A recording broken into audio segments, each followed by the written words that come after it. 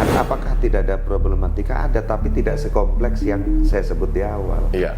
Apakah misalkan dinas sosial, ya memang secara normatif, alhamdulillah, meskipun tetap masih banyak kekurangan, kemarin soal buffer stock segala macam itu kita dorong agar ditambah. Kemarin pada saat rapat gabungan dengan pemerintah daerah, soalan yang fundamental lainnya adalah masalah pelayanan di RSUD. Ya memang dengan segala keterbatasan infrastruktur yang ada, tetap terus kita dorong.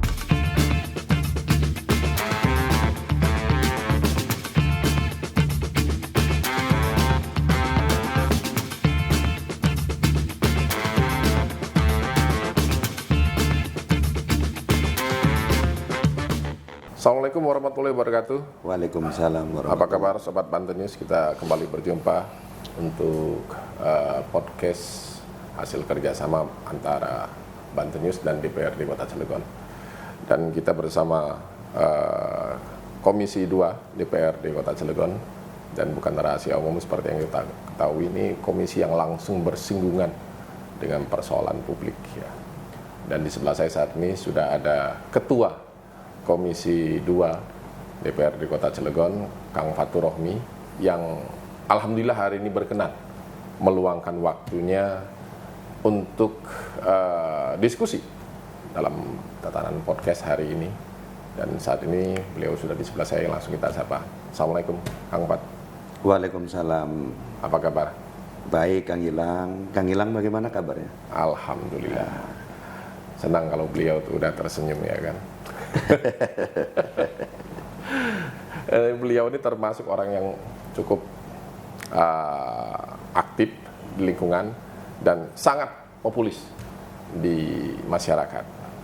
Bahkan beberapa waktu belakangan ini saya lihat kesibukannya tidak hanya di parlemen tapi juga konstituen. Terakhir saya lihat sibuk memberikan bantuan air bersih. Iya. Apa yang jadi persoalan? Iya, kalau kita melihat hari ini isu kekinian, hal yang secara faktual dirasakan oleh masyarakat itu kan soal bencana kekeringan. Tentu kita dalam rangka merespon ini Kang Gilang ya, merespon jeritan masyarakat, apa yang menjadi keluhan masyarakat, ya salah satunya memang membutuhkan bantuan air bersih. Selain tentu kita juga sedang mendorong solusi jangka panjang tentunya agar ke depan tidak, sekali lagi tidak terjadi bencana kekeringan. Itu yang kita lakukan, ini hanya solusi jangka pendek.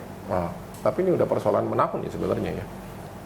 Iya, memang problematikanya cukup kompleks ya urusan air ini, karena pertama terkait titik sumber air, beberapa titik kita dicek oleh pemerintah, yaitu memang masih belum ada titik yang cukup sumber untuk pembangunan sumur, sehingga memang ini masih terus kita upayakan.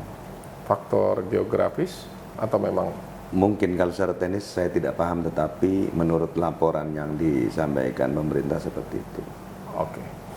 Nah, selain itu apa lagi yang menjadi kesibukan Kang Fat selain ini untuk di tatanan konstituen aja mungkin ya? Kang Fat kan dari dapil Gerem Pulau Merak ya. Grogol Pulau Merak. Iya, Grogol Pulau Merak ya Allah. Iya. Terima kasih. Ya makasih benar ingat ini. Grogol Pulau Merak ya. Ini memang fenomena ini sering terjadi di Grogol. Iya, terutama di Kecamatan Grogol ini acap kali terjadi di setiap tahun.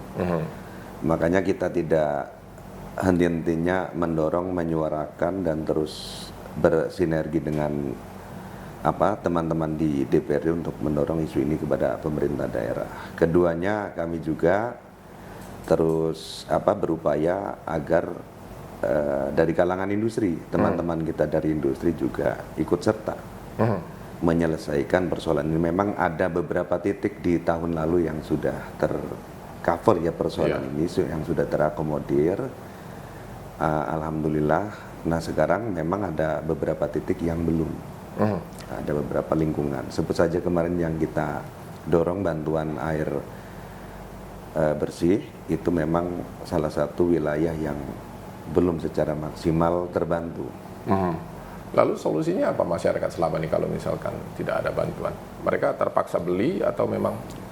Ada masyarakat yang Cara lain. apa namanya beli, ada juga masyarakat yang apa namanya ke wilayah-wilayah terdekat yang memiliki sumber, mengambil dari tetangganya, tetangga di lingkungannya yang ada sumber itu diambil oleh mereka.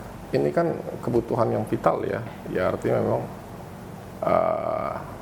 tidak mendesak dan juga tidak bisa diberikan toleransi, artinya mutlak ini menjadi kebutuhan kalau kaitan dengan air ini. Oh, Tadi iya. kalau dikatakan jangka panjang, apakah ini? Kami melihat begini, Kang Gilang, kalau kita melihat persoalan, karena kebetulan Komisi 2 ini mengurusi urusan-urusan kebutuhan dasar masyarakat, mulai dari pendidikan, masalah kesehatan, termasuk persoalan ini. Jadi kita menginginkan pemerintah minimalnya memenuhi kebutuhan dasar masyarakat.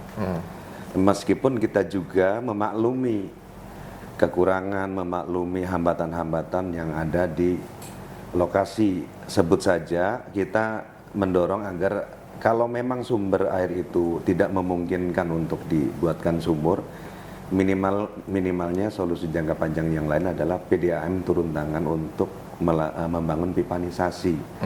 Mungkin secara kajian ekonominya itu tidak begitu menguntungkan, tetapi ke kajian sosiologisnya itu yang tepat gitu. Jadi inilah fungsi pelayanan pemerintah sesungguhnya. Oke. Nah, Sobat Banten News, kalau bicara domain tupoksi dan kewenangan ya dari Komisi 2 ini kan yang pasti bersinggungan langsung dengan persoalan masyarakat, hajat hidup publik. Kalau bicara hajat hidup publik tidak melulu bicara kekeringan, karena kekeringan kebetulan hanya terjadi di Grogol umumnya ya, Kecamatan Grogol umumnya. Apa yang menjadi problematika khususnya yang saat ini tengah ditangani oleh Komisi 2 dan menjadi persoalan publik? Cilegon secara luas. Iya, hal-hal yang menjadi dasar kami tentu terus mengawasi, mengoreksi, memberikan masukan kepada pemerintah terkait arah pembangunan tentunya. Kang Gilang, arah pembangunan pemerintah Kota Cilegon ke depan yang menjadi domain Komisi 2 diantaranya di sektor pendidikan. Sebut saja kemarin masih terjadi persoalan terkait pelaksanaan PPDB, itu salah satu yang menjadi perhatian kami, sehingga kami secara rutin tentu mengevaluasi. Kami juga mendorong agar persoalan PPDB ke depan ini saya kira harus lebih lagi dioptimalkan, tidak menimbulkan kegaduhan, tidak menimbulkan kecemasan, ketidaknyamanan para orang tua siswa.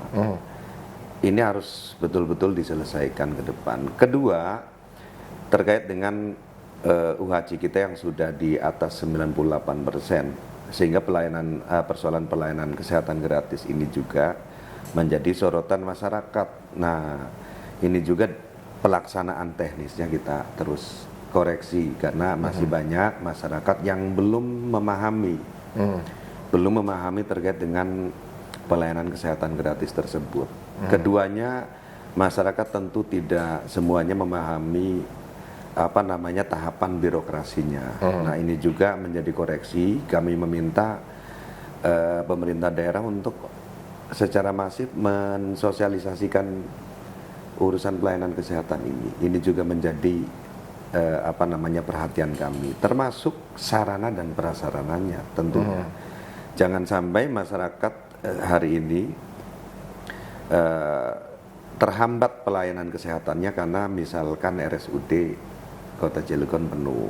Nah, kita mendorong agar fungsi puskesmas dioptimalkan di tiap kecamatan ini lebih dioptimalkan. Ada rawat inap, ada dokter yang memang spesialis, ada peralatan medis yang menunjang dan lain sebagainya. Itu terus kita dorong, termasuk utilitasnya atau sarana prasarana lainnya juga harus menunjang.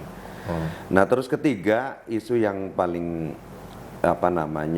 cukup menyita perhatian seluruh pihak, seluruh stakeholder adalah bagaimana Kota Cilegon sebagai kota yang berbasis industri ini masih memiliki PR besar. Masalah pengangguran ini harus kita akui. Meskipun kita apresiasi terkait capaian-capaian yang dilakukan oleh pemerintah dalam rangka mengamankan dan mendukung investasi yang ada di Kota Cilegon, ada penurunan angka pengangguran. Tetapi faktanya memang jumlah pengangguran itu sendiri di Kota Cilegon masih cukup tinggi. Ini masih terus kita dorong tanpa mengurangi capaian yang sudah dilakukan oleh pemerintah. Nah, apa faktornya? Yang pertama kami lihat adalah trust antara industri dengan pemerintah ini belum sepenuhnya terbangun. Buktinya setiap kali rekrutmen, ya perusahaan, tidak semua perusahaan mau untuk bekerja sama dengan Dinas Tenaga Kerja Kota Cilegon misalkan.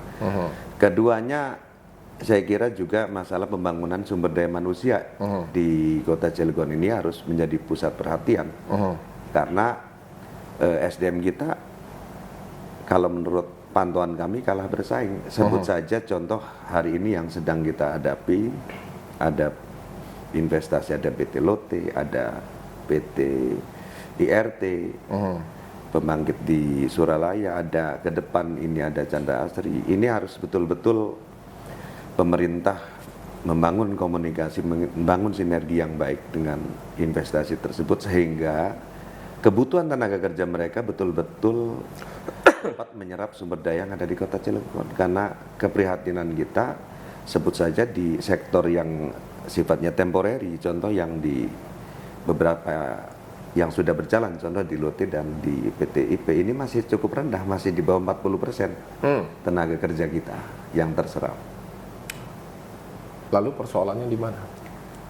Iya, saya kira. Bukankah selama ini kita cukup mendengar ya ada satu produk legal dari pemerintah daerah yang mewajibkan kalau industri ini harus mengakomodir kurang lebih 70% masyarakat yang berKTP Cilegon. Iya. Masih kurang cukup? Masih belum cukup. Termasuk kita juga mendorong bagaimana Dinas Tenaga Kerja secara sumber dayanya memang saya lihat terbatas, personilnya terbatas, sehingga mereka dalam rangka melakukan pengawasan, melakukan monitoring, melakukan komunikasi ini sangat-sangat belum ideal. Itu sumber daya di internal birokrasi. Iya, meskipun tetap kita apresiasi kesungguhan mereka di dalam rangka menyelesaikan, kan ini salah satu juga tanggung jawab pemerintah karena tertuang di dalam RPJMD kita. Kalau dengan industri, kok rasanya sulit sekali meyakinkan beliau agar SDM Cilegon cukup kompetitif loh. Iya. Dan kalian tinggal patuhi apa yang sudah menjadi putusan bersama antara parlemen, termasuk juga eksekutif ya untuk soal angka 70% tadi. Jadi pada saat kita mendorong Perda yang sampai hari ini belum selesai, masih dievaluasi. Sampai hari ini payungnya masih perwal ya? Masih perwal, karena Perda masih dievaluasi oleh di tingkat provinsi dan di Kemendagri kalau tidak salah. Nah, payung hukum kita masih di perwal tersebut. Tetapi saya lihat kita tidak berhenti pada hal-hal yang bersifat normatif, peraturan daerah ataupun perwal. Yang paling penting adalah komunikasi intensif dilakukan oleh pemerintah, komunikasi persuasi. Ini yang harus dilakukan sehingga tumbuh kesadaran dari industri, tumbuh kepercayaan dari industri terkait dengan SDM Kota Cilegon. Ini komunikasi yang dimaksud? Ya, misalkan sebut saja kita mengusulkan kepada Disnaker, kepala daerah, unsur Forkopimda katakanlah dilibatkan untuk mengadakan coffee morning setiap bulan. Itu kita sudah usulkan. Nah, kemudian di dalam forum itu bisa secara pelan-pelan, secara persuasif kepala daerah dapat mendorong agar ya minimalnya investasi ini percaya terhadap SDM Kota Cilegon. Itu sudah berjalan, coffee morning ini? Iya, kalau menurut pantauan kami belum dilakukan. Sulit sekali ya? Atau mungkin pimpinan Forkopimda atau juga mungkin top level di manajemen industri yang belum bisa meluangkan waktu? Oh tidak, saya kira gini, tinggal keinginan kita. Kami meyakini ketika di level pimpinan daerah, di level kepala daerah yang melibatkan atau mengundang teman-teman industri, saya pikir di level direksi pun akan akan turut serta. Artinya yang saya garis bawah di sini mungkin komunikasi ya? Iya, komunikasinya. Semudah itu artinya persoalannya? Ya tidak semudah itu, maksudnya upaya-upaya yang dilakukan. Ada upaya yang dilakukan di luar upaya-upaya normatif sesuai kewenangan pemerintah.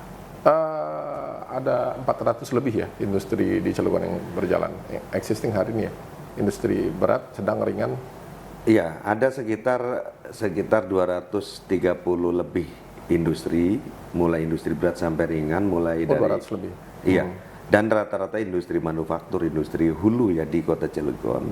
Sehingga satu, kebutuhan tenaga kerjanya itu terbatas. Kedua, memang membutuhkan SDM yang cukup kompeten, sesuai kompetensi ya. Ketiganya memang secara persyaratan saya lihat memang membutuhkan grade yang cukup tinggi. Nah ini membutuhkan sekali lagi, tinggal yang dibangun adalah komunikasi, sehingga sumber daya manusia Kota Cilegon yang mungkin secara formal dapat memenuhi persyaratannya itu bisa kita dorong. Iya, kalau dipikir-pikir mungkin secara simpel di dalam sebuah tubuh manajemen itu kan strukturnya tidak hanya butuh orang yang mengerti mesin saja. Iya. Ada tenaga-tenaga support yang memang sifatnya helper ataukah mungkin cleaning service dan lain sebagainya. Harusnya ini kan juga menjadi atensi dari industri. Nah, tingkat kepatuhannya sendiri dari 200 itu mungkin bisa diprediksi berapa persen baru? Iya, kalau menurut pengamatan kami, karena kami juga beberapa kali melakukan inspeksi mendadak di beberapa perusahaan, kami melihat tingkat kepedulian dan kepatuhan dan tentu perhatian terhadap masyarakat sekitar ini masih di bawah 50%. Kenapa? Karena kita melihat masih ada, ya mohon maaf, ketidakberpihakan industri terhadap SDM lokal, terhadap lingkungan sekitar, terkait selain isu-isu ketenaga kerjaannya. Ini saya lihat masih seperti. Apakah ini tidak cukup kontradiktif kalau misalkan bicara lapangan kerja? Karena di sisi lain pemerintah daerah juga punya agenda untuk bagaimana menciptakan lapangan kerja sendiri. Kalau melihat arah kebijakan yang sudah terrealisasi terkait dengan target investasi di Kota Cilegon ini sudah melampaui. Persoalannya ini belum linear dengan efek yang didapat di Kota Cilegon, sebut saja misalkan efek domino terhadap ekonomi. Salah satunya masalah ketenagaan ini yang belum. Kalau yang lainnya sudah kita lihat ada perubahan lah, contoh di sekeliling wilayah investasi tersebut, pertumbuhan ekonomi mulai dari lakunya kos-kosan, kontrakan, warung-warung di sekitar dapat tumbuh, itu kita akui. Tetapi di sektor penyerapan tenaga kerja harus kita akui juga masih rendah. Makanya kita masih terus secara intens melakukan koordinasi terhadap Dinas Tenaga Kerja agar upaya-upaya ini terus dilakukan. Karena faktanya masih rendah. Ini sebuah realitas Sobat Bantet News, artinya meskipun seorang Fatur Rohmi yang saat ini sudah menjadi bagian dari pemerintahan hari ini tetap melakukan tugas utamanya sebagai itu saya jawab dulu kontrol ya. Sebagai kontrol ya. Saya jawab dulu. Aha. Yang pertama tentu saya sebagai bagian daripada fraksi Gerindra. Partai Gerindra tentu mematuhi apa yang menjadi arah kebijakan partai kami.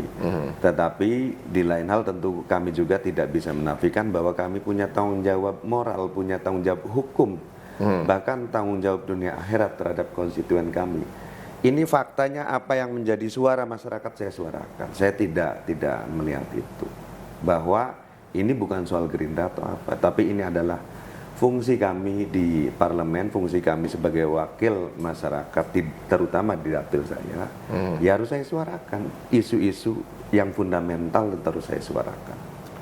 Baik, kita sedang bicara dengan sosok wakil rakyat yang sangat peka kalau bicara di Komisi 2. Kita lanjutkan setelah break berikut ini.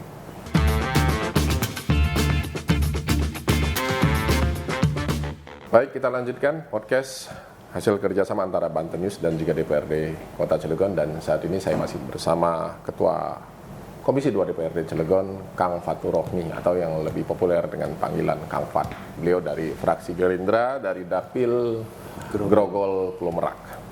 Baik, Kang Fat, balik lagi pada tupoksi dari teman-teman di Komisi 2. Tadi sekilas sempat disinggung menyoal produk hukum atau produk legislasi yang sudah diperjuangkan dalam rangka itu tadi, tidak mengentaskan, minimal menekan laju angka pengangguran di Kota Cilegon. Konkretnya seperti apa sih? Iya. Saya ingat betul Kang Gilang ketika kami baru dilantik dan kami baru ditetapkan, salah satunya di alat kelengkapan DPRD Komisi 2, itu kami langsung diserbu terkait isu PHK. Waktu itu di PT Krakatau Steel. Ya, saya ingat betul 2019, tepatnya hanya sekitar 1-2 bulan setelah dilantik. PHK outsourcing ya? PHK di PT Krakatau Steel waktu itu 2.600 lebih orang.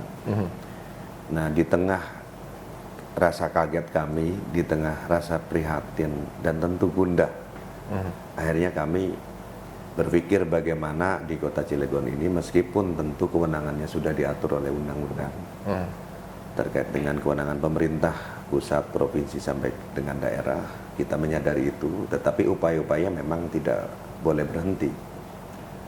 Jadi kami akhirnya menginisiasi lahirnya Perda tentang penyelenggaraan ketenagakerjaan. Nah, orientasinya kemana? Yang pertama tentu kami ingin memberi perlindungan kepada masyarakat Kota Cilegon, khususnya Perda tentu lingkupnya adalah wilayah administratif Kota Cilegon.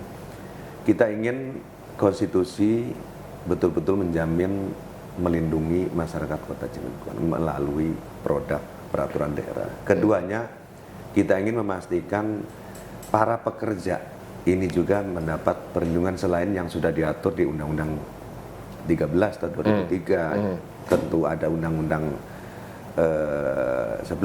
nomor 11 ya tahun 2020. Selain diatur di Undang-Undang dan peraturan turunannya, kita juga ingin membuat peraturan daerah yang melindungi para pekerja. Ketiganya, kita juga ingin memastikan bahwa ada jaminan kenyamanan, keamanan di sektor investasi.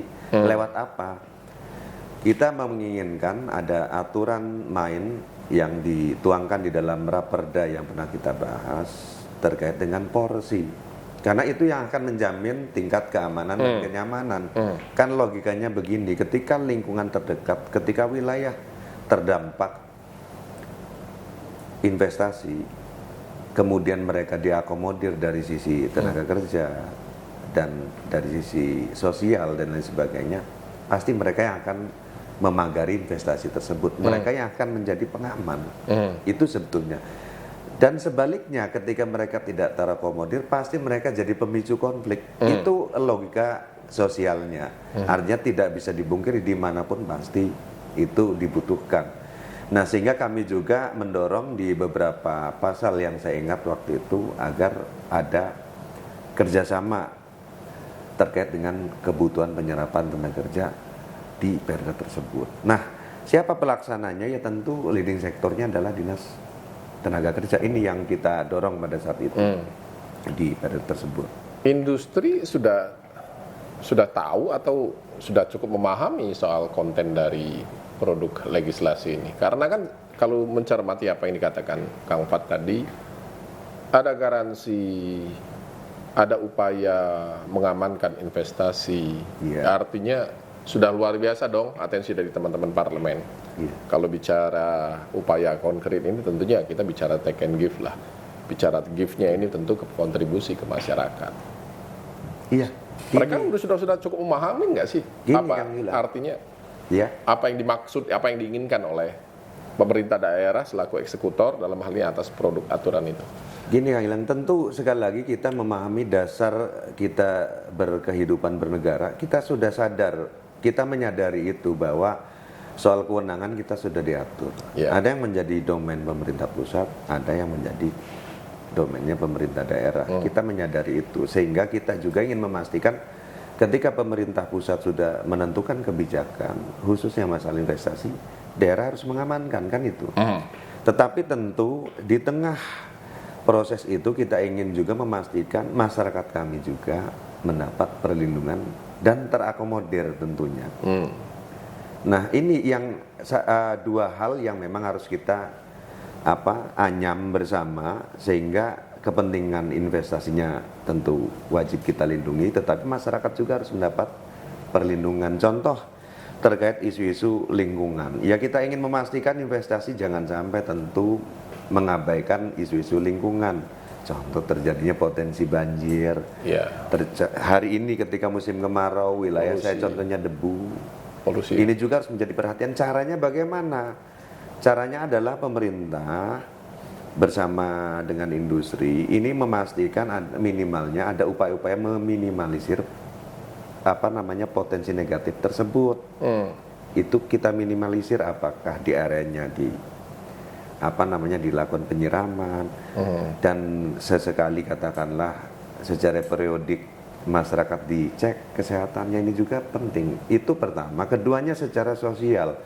Logikanya kalau saya berhubungan dengan Kang Gilang baik, apapun akan menjadi baik, kan itu logikanya. Nah, kami sering menyuarakan kepada teman-teman industri, berbaik-baiklah dengan masyarakat sekitar. Artinya mereka punya kewajiban juga yang diatur di Undang-Undang Perseroan, di Undang-Undang tentang investasi, terkait CSR, terkait dengan TJSL, tanggung jawab sosial lingkungan mereka, itu kewajiban loh. Nah, maka itu dalam rangka menganyam komunikasi sebetulnya dengan lingkungan sekitar. Ketika investasi ini berbaik-baik, ya saya kira masyarakat pasti akan lebih baik.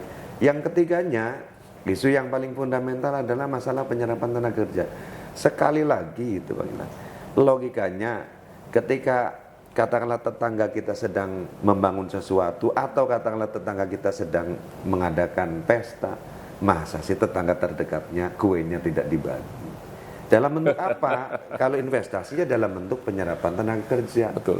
Meskipun proporsinya ya harus proporsional, kita menyadari itu. Misalkan kalau ada kebutuhan 10, yang terdekat kita ambil 3, yang 7 kita bagi ke kota Cilegon dan keluar kota Cilegon, itu. Oke. Tapi kalau boleh jujur, kita nggak bicara Cilegon secara menyeluruh. Untuk ruang lingkup Anda saja sebagai wakil rakyat dari Dapil Grogol Pulau Merak, ini kan 2 wilayah kecamatan yang padat dengan industri. Ya. Fenomenanya seperti apa sih? Itu sudah berjalan belum? Menyangkut bagaimana industri trust tadi. Mereka mengerti menyangkut TJSL, mereka mengerti menyangkut bagaimana memperlakukan masyarakat di ring 1 dan lain sebagainya. Iya, makanya gini, fenomena ini saya berbicara kompleksnya persoalan di Dapil terkait isu-isu yang sensitif, salah satunya masalah hubungan industrial. Kenapa lagi-lagi soal hubungan industrial ini menjadi isu sensitif? Iya, karena faktanya kota Cilegon kota industri, bukan kota pertanian, Kang Gilang. Itu harus kita, bukan juga kota perikanan. Mana ada seorang nelayan bisa maksimal. Satu malam dapat, katakanlah di musim ikan, musim cumi, dapat 2 kilo saja sudah hebat. Itu saya yang merasakan langsung, karena saya juga masih sering melaut. Iya, melaut dengan mereka. Artinya saya tahu persis, tidak bisa menghidupi anak istri mereka. Nah, sehingga wajar dong masyarakat tuntutannya hanya ke sektor industri. Mayoritasnya, meskipun ada sebagian kecil yang masih di sektor UMKM, ada yang di pertanian, hanya sebagian kecil persentasenya. Nah, makanya silakan di cross check. Kita sering membangun komunikasi bersinergi di tingkat bawah juga dengan camat, lurah. Saya tidak berbicara dalam kapasitas partai kita ada sekarang sebagai tentu harus secara penuh mendukung Pak Wali Kota. Bukan dalam kapasitas itu. Sebelum itu pun, sebelum beliau ke Partai Gerindra, kita melakukan itu, kita bersinergi di bawah. Lurah, camat kita dorong. Dan kita pernah beberapa kali dalam satu forum dengan industri itu kita dorong di tingkat bawah. Ini kita lakukan secara parsial di masing-masing kelurahan. Tujuannya apa? Supaya lurah-lurah ini bisa menjadi kepanjangan tangan pemerintah, menjadi kepanjangan tangan Pak Wali Kota di bawah. dalam rangka membela hak-hak masyarakatnya di wilayah lingkup administratif mereka. Itu sering kita lakukan, tidak di Grogol, tidak di Pulau Merak. Itu tujuannya adalah membangun trust tadi dengan pemerintah. Beruntunglah masyarakat Grogol dan Pulau Merak punya wakil rakyat beliau ini. Iya. Oke, Kang Pat, bicara tupoksi ya, Komisi 2, tidak melulu bicara peluang kerja, dan, tapi bicara dinamika sosial lainnya. Dan ini juga tidak terlepas dari kinerja organisasi perangkat daerah, OPD-OPD yang menjadi mitra komisi. Dari sekian banyak OPD yang menjadi mitra komisi 2 ini hari ini, misalkan kayak Dinas Pendidikan, RSUD, ya, apalagi Dinas Pemuda Olahraga ya, apa ya, dinas mana ini? Menurut Kang Fatur Rohmi, mana yang paling menjadi perhatian serius dari teman-teman Komisi 2? Memang begini yang hilang, kok seolah-olah Komisi 2 hanya mengurusi sekali lagi masalah ribut lagi masalah ketenagakerjaan, ribut lagi masalah pendidikan, ribut-ribut sesekali masalah kesehatan, karena memang itu hal yang menjadi pelayanan dasar. Yang menjadi kebutuhan dari masyarakat itu memang itu. Kalau katakanlah masalah Dinas Pemuda dan Olahraga, apakah tidak ada problematika? Ada, tapi tidak sekompleks yang saya sebut di awal. Apakah misalkan Dinas Sosial, ya memang secara normatif, alhamdulillah, meskipun tetap masih banyak kekurangan, kemarin soal buffer stock segala macam itu kita dorong agar ditambah. Kemarin pada saat rapat gabungan dengan pemerintah daerah, bagaimana pemetaan D3S ini juga harus lebih komprehensif, ini tetap terus kita dorong, tapi tidak sekompleks persoalan yang saya sebut tadi. Ada juga namanya persoalan yang fundamental lainnya adalah masalah pelayanan di RSUD. Ya memang dengan segala keterbatasan infrastruktur yang ada tetap terus kita dorong. Soal pelayanan sekarang alhamdulillah menurut perkembangan laporan dari masyarakat, contoh di sektor pelayanannya sudah lebih ramah, tidak seperti dulu banyak sekali kejadian-kejadian yang tentu tidak diinginkan masyarakat. Protes dan lain sebagainya. Nah, sekarang agak ada perubahan, meskipun secara kebutuhan ruangan ini masih cukup terbatas, makanya kita terus mendorong agar pembangunan fisiknya juga dilanjutkan. Oh ya, ada rencana untuk pembangunan yang 5 lantai kan? Iya. Ya makanya dari awal kita dukung itu. Kalau untuk pembangunan itu dalam rangka memenuhi kebutuhan masyarakat, kita dukung. So far laporannya ke teman-teman Komisi 2 seperti apa? Iya, kemarin masih kabarnya masih terus dalam tahapan perencanaan terus berjalan. Kalau itu bisa terrealisasi, sangat besar daya tampung dan lain sebagainya kah? Iya, satu dalam rangka tentu mendorong agar RSUD kan ini BLUD, ya artinya dapat mendorong pendapatannya, tentu kita juga mendukung. Keduanya yang paling penting tidak di hal soal pendapatannya, tetapi pelayanannya. Mudah-mudahan ketika pembangunan rumah sakit 5 lantai ini dapat betul-betul terwujud, yang meminimalisir tadi hambatan masyarakat dalam rangka mengakses pelayanan kesehatan. Ya. Baik, Sobat Banten News, tadi seperti yang disinggung beliau, kalau bicara pendapatan sebenarnya bukan domain dari teman-teman Komisi 2, ada komisi lain yang membidangi. Tapi kalau bicara tupoksi lain dari yang bersangkutan, Kang Fatur Rohmi ini adalah anggota Badan Anggaran ya? Ya, kebetulan anggota Badan Anggaran. Masih ya? Masih. Nah, kalau bicara Badan Anggaran juga dan menyangkut mitra komisi, OPD, ada beberapa OPD justru yang sampai sekarang ini belum ada giat belanja sama sekali, bahkan hanya sebatas belanja pegawai, tidak ada belanja program. Mungkin udah dengar kan? Udah. Iya, terkait serapan anggaran. Apa yang jadi persoalan? Kalau secara persis kami tidak memahami, tetapi kalau menurut koreksi yang kami lakukan, bahwa terkait masih rendahnya serapan terutama belanja publik ya. Ini jangan sampai, karena ini sudah di semester kedua, jangan sampai ini tidak terrealisasi, tidak terlaksana, karena yang akan dirugikan masyarakat. Kami sudah mengingatkan itu kepada mitra kerja kami bahwa terkait serapan ya harus betul-betul dilaksanakan. Contohnya kemarin yang sudah kami hubungi secara langsung itu Dinas Pendidikan terkait dengan beberapa sekolah dasar yang sebetulnya sudah pagu anggarnya sudah ada tetapi belum dilaksanakan ini juga. Itu fisik ya? Iya fisik. Fisik ya. Kalau Dinas Pemuda dan Olahraga, saya lihat di laman LPSE bahkan belum ada sama sekali. Iya. Kendalanya sulit sekali, belanja uangnya ada loh, programnya ada. Sudah kita anggarkan dari awal kita dukung. Nah makanya kemarin sudah kita dorong, memang dalam waktu dekat akan mitra kerja kami akan kita panggil untuk kita evaluasi terkait dengan serapan mereka karena tentu ini menjadi hambatan pelaksanaan pembangunan, keduanya masyarakat yang dirugikan. Baik, Sobat Banten News, obrolan kita semakin menarik, kita break.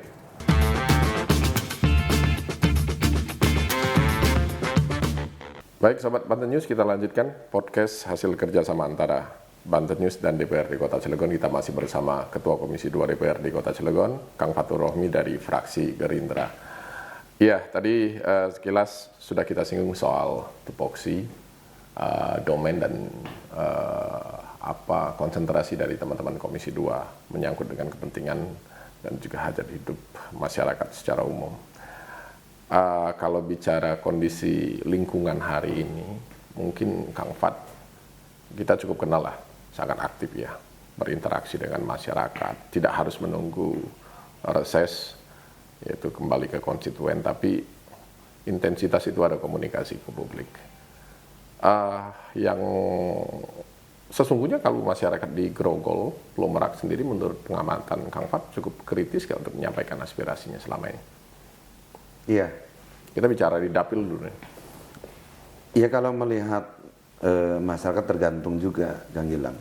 Ketika kita mengadakan satu acara formal, biasanya pertemuan resmi, baik itu reses ataupun kadang saya memang sengaja membuat acara di luar kegiatan tersebut, kadang-kadang tidak keluar juga dari masyarakat.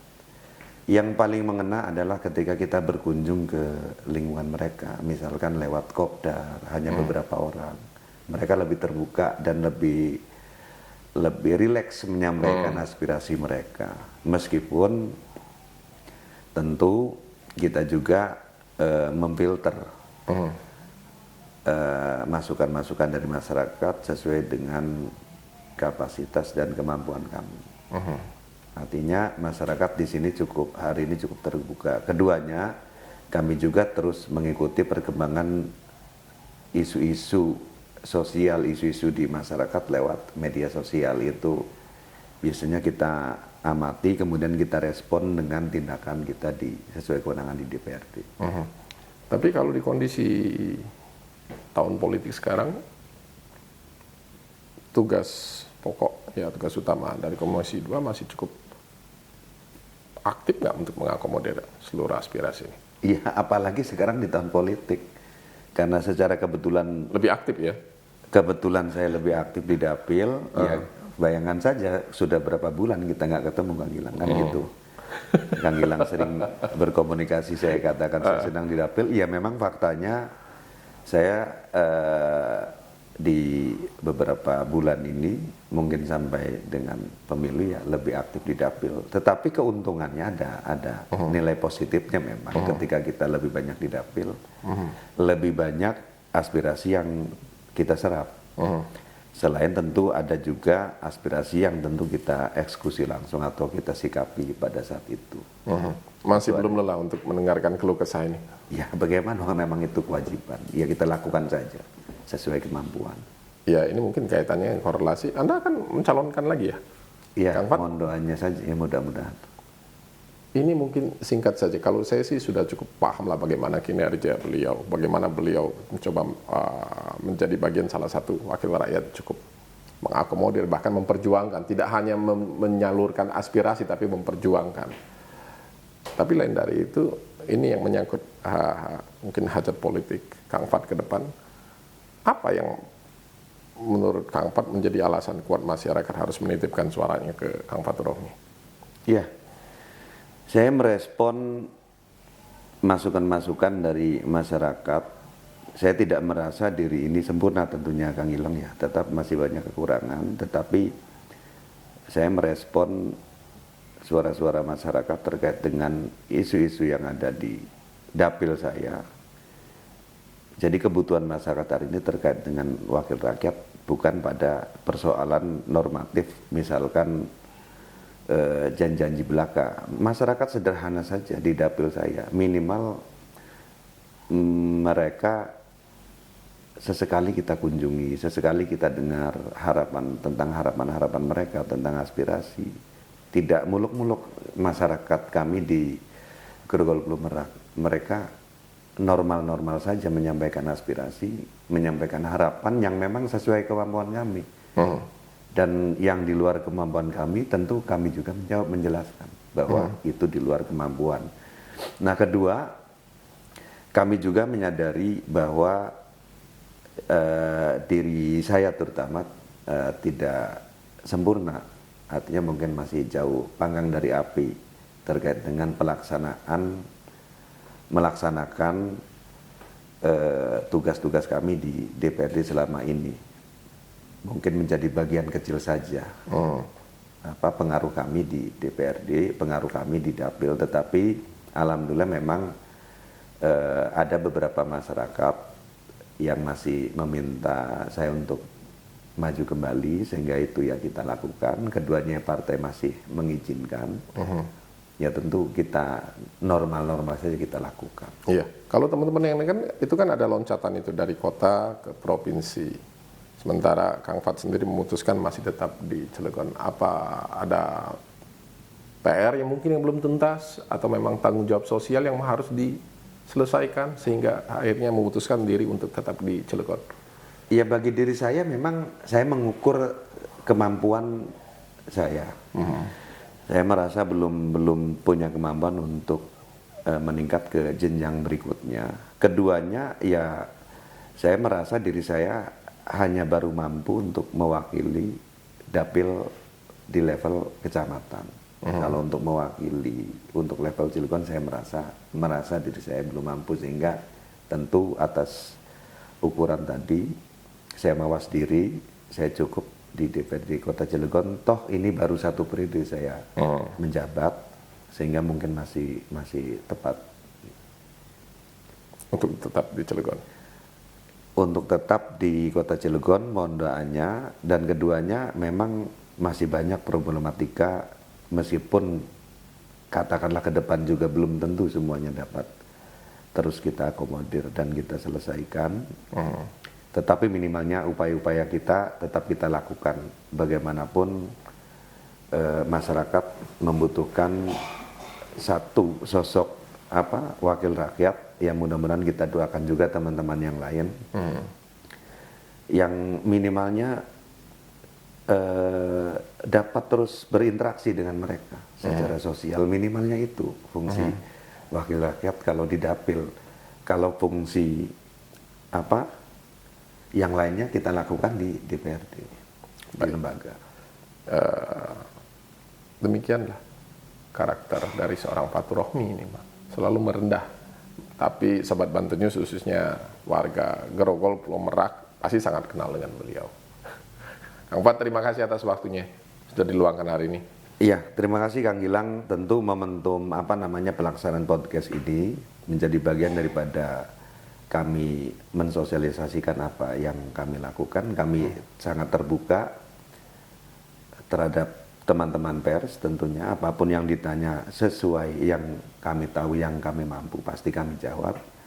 Keduanya, sepanjang ya tubuh ini sehat, sepanjang pikiran ini masih sehat, ya tentu kita upayakan pengabdian ini secara maksimal, sesuai sumpah janji jabatan tentunya kita lakukan, tanpa hambatan apapun tetap kita lakukan. Oke, plus. Kang Fat, terima kasih. Sukses untuk hajat politiknya tahun depan. Amin. Mudah-mudahan berjalan mulus. Amin. Dan kembali bisa mengawal seluruh aspirasi masyarakat Grogol dan Pulau Merak. Demikian Sobat Bantu News, podcast kita hasil kerjasama antara Bantu News dan DPRD Kota Cilegon. Kita sambung lagi di lain kesempatan. Saya Gilang Patah, mohon pamit. Wassalamualaikum warahmatullahi wabarakatuh. Waalaikumsalam warahmatullahi wabarakatuh.